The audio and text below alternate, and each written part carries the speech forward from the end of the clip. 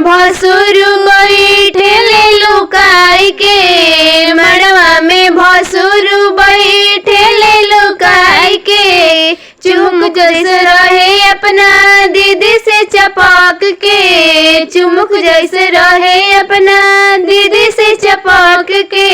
अरे धीरे धीरे आवेले माड़ो के भीतरवा, भसुर जी गहना चुराए लगले।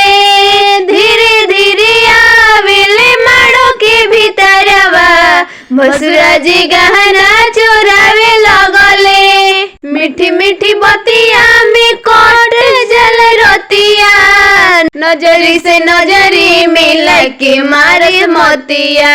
मीठी मीठी बतिया में कोट जल रोतिया, नजरी से नजरी मिल के मारस मोतिया।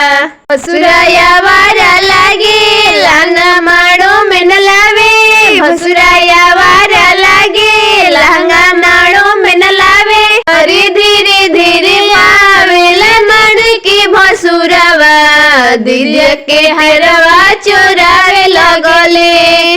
धीरे धीरे आवेला दीदी के भसुरा, दीदिया के हरवा चोरावे लगले। चोराई के हरवाई जात लेवेले, चोराई के हरवाई जात लेवेले।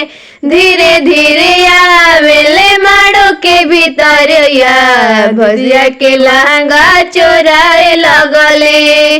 धीरे धीरे आवेले माड़ो के भीतरिया, दीदिया के लहंगा चोरावे लगले। मड़वा में भसुर बैठेले लुकाई के, मड़वा में भसुर बैठेले लुकाई के।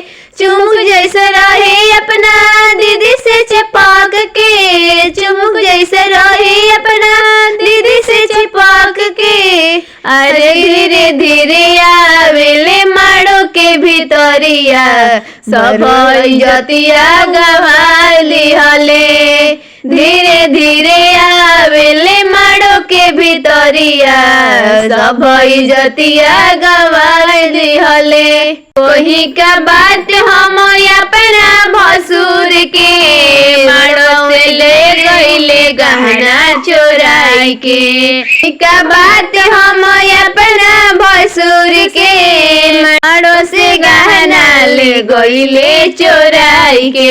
धीरे धीरे आवेले माड़ो के भीतरवा, भसुरा जी हरवा चोरावे लगले।